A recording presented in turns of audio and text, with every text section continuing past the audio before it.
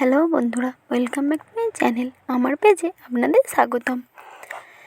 পৌষ সংক্রান্তি উপলক্ষে পিঠে সকলের বাড়িতেই হয়, সেজন্য আমাদের বাড়িতেও পিঠে পর্ব শুরু হয়ে গেল।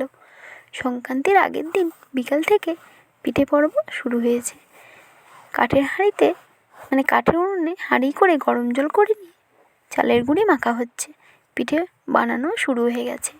আমাদের বাড়িতে অনেকজন মেম্বার, সেজন্য মেয়েরা সবাই মিলে পিঠে বানাতে বসে পড়লাম। 5 রকমের পুর দিয়ে পিঠে হচ্ছে। হাত তাড়াতাড়ি চলছে। পিঠে পর্ব প্রায় 9টা পর্যন্ত চললো।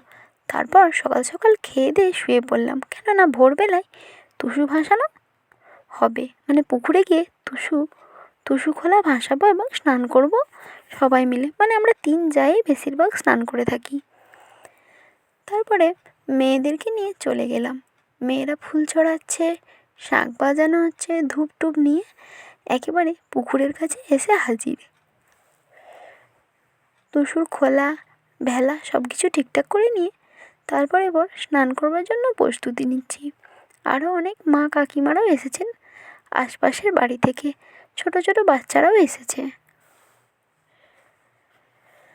কীভাবে স্নান করব বুঝে উঠতে পারছি না, এত ঠান্ডা লাগছে যে বলে বোঝানো যাবে না।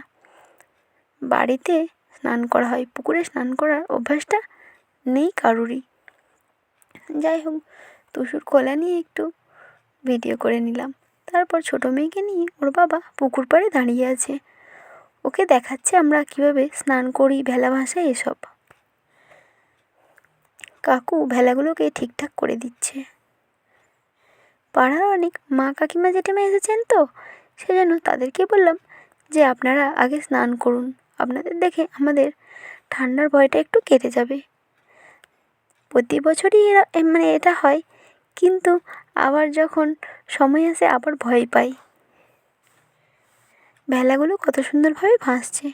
পাড়ার কিছু বদমাস ছেলে আছে, সকাল না হতে হতেই ভেলাগুলোকে তুলে নেয়। যাই হোক, এটা ঠিকঠাক হয় না। ওদের মায়েদেরকেও বলবো এটা যেন না করে। যাই হোক, স্নান পর্ব শুরু হয়ে গেছে। এরপরে আবার আমার পালাও চলে এসেছে। সবাই মিলে বেশ ভালোই ডুব দিয়ে দিল। এরপর আমিও নেমে পড়লাম স্নান করতে।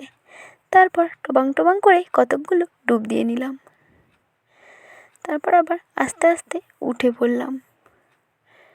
পুকুরে ওঠা নামার ব্যাপারটা খুব একটা ভালো সুবিধের নয় এখানে। যাই হোক, ঠাকুরকে একটু প্রণাম করে নিলাম।